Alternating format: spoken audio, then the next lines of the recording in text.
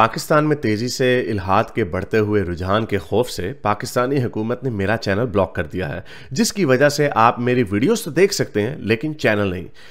इसको दूर करने के लिए आप YouTube पर अपनी प्रोफाइल पर क्लिक कीजिए और अपनी लोकेशन को पाकिस्तान से बदलकर कोई और मुहज़्ज़ब मुल्क जहां आज़ादी सोच पर कोई पाबंदी नहीं उसे चूज कर लें। अगर आप आईफोन यूज करते हैं तो इसी तरह अपनी प्रोफाइल पर टैप करें, फिर सेटिंग्स में जाएं, फिर जनरल और फिर लोकेशन से कोई अच्छा सा मुहज़्ज़ब मुल्क चूज कर लें।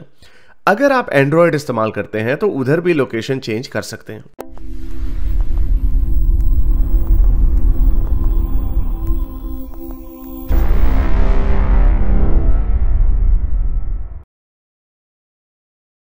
सुनील कुमार जी। हाँ जी सुनील। जी सर, मेरी आवाज आ रही है? आ रही है जी, क्या कहना चाहेंगे? हेलो। जी जी बोला। जी सर, मेरे दो बातें थी। एक तो मैं सोच के आया था एक ही बात करने के लिए, लेकिन एक बात और आ गई बात कर सुनते सुनते आपकी। ये जो भाई सर अभी पर्सनल एक्सपीरियंस के बारे में बता रहे थे सर, तो कभी कभी आपने महसूस भी किया होगा या कुछ जो सुन रहे हैं वो लोग महसूस किए होंगे कि जब हम कमजोर हो जाते हैं, थोड़ी शरीर में कमजोरी आ जाती है, अचानक से उठते हैं बैठते हैं तो आंखों के सामने ऐसे ना जैसे दिन में कहते हैं ना, दिन में तारे नजर आते हैं, तो वो तारों की तरह नजर आते हैं, जिन्हें हम कहते हैं इंडिया में कि जुगनू नजर आते हैं। वो तो ऐसा एक्सपीरियंस होता है जैसे हमने सच में जुगनू देख लिया बहुत सारा, पर एक्चुअली होता नहीं है। और लिटरली ऐसा लगता है कि सच में हमारे आंखों के सामने जुगनू उड़ रहे हैं या तारे टिमटिम कर रहे हैं, पर वो होता नहीं है। इसलिए पर्सनल एक्सपीरियंस का कोई वैल्यू नहीं होता जब तक वो एक ही चीज को कई लोग ना देख लें, बार बार आके टेस्ट कर लें, तब तक उसकी कोई वैल्यू नहीं होती।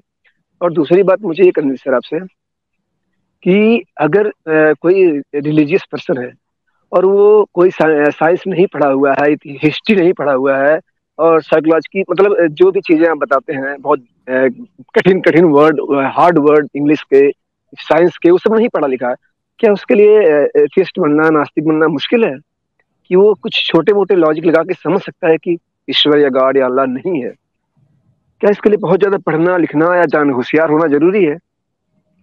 मैंने यही शुरू में बात की थी अरबाज से भी, ये अभी मैंने पहले बताया था कि कलेक्टिव नॉलेज जो होता है वो किसी की घर की खेती नहीं है। दुनिया का स्मार्ट तरीन आदमी आप उठा लेंगे तो फिर भी आपको जो कलेक्टिव नॉलेज है उसका 0.0001% भी नहीं होगा, meaning the full knowledge of the world. तो आप किसी के ऊपर भी नहीं कर सकते। आप पूछेंगे जी ये छतें इस तरह की बनानी चाहिए या फ्लैट बनानी चाहिए, दोनों प्रोज एंड कॉन्स आपको इंजीनियर बता देगा, कोई बिल्डर जो है वो बता देगा। जी गाड़ी में फलाना टेक्नोलॉजी ज्यादा बेहतर है, फलाना उसका कोई एक्सपर्ट बता देगा। दुनिया का बड़े से बड़े किसी प्रोफेसर को उठा लें, उसको हो सकता है उन बात का ना पता हो। तो नॉलेज जो होता है ना, नॉलेज पूरी उम्र आप उसको ढूंढते रहते हैं और फिर भी आप बड़े आपने किताबें पढ़ ली ना, 0.000001 भी नहीं होगा आपके पास। नॉलेज होता है भूख। रोजमर्रा की जिंदगी में सोचने के अंदाज के ऊपर बात होती है। अपने सोचने के अंदाज जो होते हैं ना, उनको अपना जिसको कहते हैं ना कॉन्सेप्ट क्लियर करना, उन्हें कॉन्सेप्ट क्लियर करना होता है। मजहब का कॉन्सेप्ट होता है ये दुनिया में कुछ ऐसी चीजें हैं, उसका जवाब हम आपको देते हैं जो कि साबित हो चुका है ये गलत है, साबित हो चुका है। जिन भूत कोई कोई चीज नहीं है। कई लोग कहेंगे आप कैसे साबित कर सकते हैं? नहीं, हम अपने वर्ल्ड व्यू से जो सोचने का जो हमारा मेथोडोलॉजी है उससे हम ये साबित कर सकते हैं कि कोई जिन भूत नहीं होते, मोस्ट लाइकली कोई खुदा वुदा नहीं है। और 100% एविडेंस के साथ ये साबित हो चुका है कि ये जितने भी खुदा हमसे आशना कराए गए हैं, हमें बताए गए हैं, उन खुदाओं का कोई वजूद नहीं है। क्योंकि वो फिर इस तरह की चवलें नहीं मार रहे होते जो कुरान में मारी गई हैं या बाइबल में मारी गई हैं या जितनी भी सो कॉल्ड जो रिलीजियस बुक्स हैं उनके अंदर लिखी गई हैं। तो अगर गॉड है भी तो वो ये वाला गॉड नहीं हो सकता, और अगर फिर वो कोई है तो वो इररेलेवेंट है। इसकी वजह क्या है? इसको क्वालिफाई कैसे करते हैं? क्या मैंने दुनिया का हर मजहब पढ़ लिया? बिल्कुल भी नहीं। क्या हर मजहबी इंसान ने दुनिया का हर मजहब पढ़ लिया? बिल्कुल भी नहीं। अगर वो ये शर्त रखेंगे ना कि खुदा को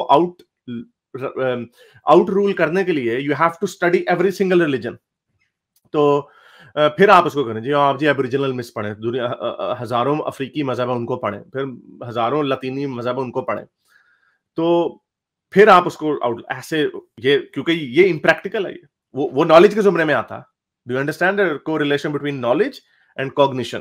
सोचने के अंदाज को और नॉलेज को आप किस तरह टैली कर सकते हो? कोई दुनिया का मतलब जाकिर नाला कहता है कंपैरेटिव रिलीजन मैंने किया, बड़ी टर्म बड़ी, इनसे कंपैरेटिव रिलीजन पूछो ना, क्या कौन कौन से मजहब आपने पढ़े हैं, वो भी सरफेस लेवल पे, may be they have read a little bit more in detail. Hinduism होगी, अगर आप सब कॉन्टिनेंट से हिंदुइज्म वर्सेस इस्लाम, या फिर बीच में क्रिश्चियनिटी जूडाइज्म का तड़का लगा दें, इन चार मजहबों से ज्यादा, और मैं भी बुद्धिज्म को भी बीच में घुसा दें, इससे ज्यादा इन्होंने नहीं पढ़ा होगा। तो दुनिया में कैसे 5 मजहब आए हैं? आपके नॉलेज की डेफिनेशन इतनी है कि 5 मजहब पढ़ लिया तो now I can make a decision if you Zakir Naik कि जी Islam is the true religion. नहीं, इसका तरीका ये है ही नहीं।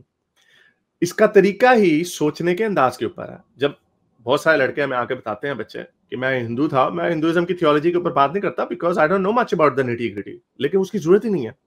जो यूनिवर्सल लॉजिक है ना, सोचने का अंदाज कि क्या what is more likely, Occam's razor जिसे कहते हैं, the simplest explanation is the best explanation. Simple explanation हमें मिलती है थैंक्स टू साइंस कि एवोल्यूशन से ये जिंदगियां बनी है। मट्टी से कचैली, मट्टी से इंसान नहीं बना, हमें एविडेंस है इसका। अब that makes more sense. Evolution जब आप किसी आम इंसान को भी जब हम समझाते हैं तो अगर उनका दिमाग खुला होता है तो उनको समझ आ जाती है। फिर उनको ये बात नहीं उनके जहन में बैठ रही होती कि नहीं अल्लाह मियां ने जी मट्टी से इंसान बनाया, फिर उसकी पसली तोड़ी और उससे औरत बना दी। ये क्या ये कोई अक्ल के किसी असूल के ऊपर ही बात उतरती है? नहीं उतरती। लेकिन एवोल्यूशन के ऊपर अगर आप ये समझते हो, हमारे पास बेतहाशा एविडेंस है एवोल्यूशन का। कुत्तों की एग्जांपल थ्रू आर्टिफिशियल सिलेक्शन हमारे सामने है। क्रोएशियन लिजर्ड की एग्जांपल मैं अक्सर आपको दे चुका हूं, जो नेचुरल सिलेक्शन के वजह से है। वो भी हुई नेचुरल सिलेक्शन, लेकिन एक्सीडेंटल नेचुरल सिलेक्शन है। तो ये सारी चीजें हमारे सामने इसके वजूद है। कोरोना वायरस की हमारे सामने जी म्यूटेट कर जाता है। म्यूटेशन क्या होती है? म्यूटेशन ही होती है ना लीड्स टू एवोल्यूशन। तो ये जब आप किसी को भी पाकिस्तानी मुलीद एवोल्यूशन डालें, गालिब कमाल बल और एवोल्यूशन डालें, आपको बेतहाशा वीडियोस मिल जाएंगी। गालिब ने थोड़ी ज्यादा डिटेल से एक्सप्लेन किए हुए, लोगों को समझ आ जाती है ये बात। तो ये लॉजिक होती है ना कि गालिब भी प्रोफेसर नहीं है बायोलॉजी का और मैं तो मुझे तो उससे भी कम इल्म है इसका। लेकिन ये समझ जो कॉन्सेप्ट्स हैं, वो सोचने का अंदाज अगर आपका ठीक होता है, नॉलेज आपको एवोल्यूशन का हर आर्गुमेंट नहीं पता होगा, एवोल्यूशन की हर निटी ग्रिटी डिटेल नहीं आपको पता होगी, वो प्रोफेसर भी पता होगी, लेकिन जो उसके कॉन्सेप्ट्स हैं, जो बेसिक चीज है, वो जब आपको समझ। तो उसी तरह जब हम यूनिवर्सल आर्गुमेंट, मेरे यूनिवर्सल आर्गुमेंट खुदा है तो है, क्यों है, कहां से आया, क्या एविडेंस है इसका, जब ये चीजें आप अपने हिंदू विष्णु के ऊपर लगा लें या अफ्रीकन किसी गॉड के ऊपर लगा दें, किसी नॉर्स गॉड के ऊपर लगा दें, वो अप्लाई कर जाएगी। तो प्रिंसिपल्स होते हैं। इसलिए नॉलेज आपको जरूरी नहीं है। जो आपका क्वेश्चन था, नॉलेज है जरूरी, लेकिन नॉलेज आप ऐसा नहीं हो सकता कि आप दुनिया की सारी किताबें पढ़ लेंगे तो फिर आपको पता चलेगा जी गॉड है या नहीं है। गॉड है या नहीं है उसका ताल्लुक आपके सोचने के अंदाज से है, रैशनैलिटी से है, सोचने के अंदाज से है। तो उससे आप बड़ी सिंपल प्रॉब्लम्स हल कर सकते हैं। अगर आप फर्ज करें कोई बेचारा ज्यादा पढ़ा लिखा इंसान नहीं है, मैट्रिक पास है, उसको जॉब नहीं मिल रही, वो 2 चीजों पे यकीन कर सकता। वो ये समझ सकता कि यार मुझे किसी ने बदवा दी हुई है, मुझे नजर लग गई है, इसलिए मुझे कोई नौकरी नहीं मिल रही। या वो ये समझ सकता कि मेरी क्वालिफिकेशन शायद कम है, या मेरा इंटरव्यू अच्छा नहीं हुआ, या कभी कभार ऐसा लगता है मेरा इंटरव्यू भी अच्छा था, मेरी क्वालिफिकेशन भी बड़ी जबरदस्त है, फिर क्यों नहीं मिल रहा। फिर ऐसे भी हो सकता है कि जिसको जॉब मिली है उसके पीछे सिफारिश तगड़ी है।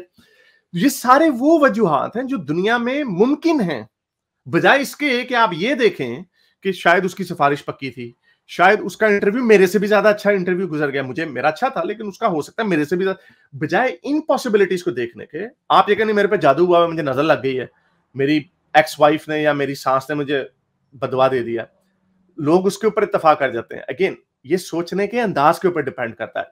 One is rational, the other one is superstition. तो ये नॉलेज वर्सेस कॉग्निशन, सोचने का अंदाज, इसलिए मैं कहता हूं सोचने का अंदाज बहुत जरूरी है। चलें, बहुत शुक्रिया आने का, होप दैट हेल्प्स। मेरे इस नेक काम को जारी रखने के लिए मुझे पेपैल या पेट्रियन पे जरूर सपोर्ट कीजिए ताकि मैं अपना पैगाम ज्यादा से ज्यादा लोगों तक पहुंचा सकूं।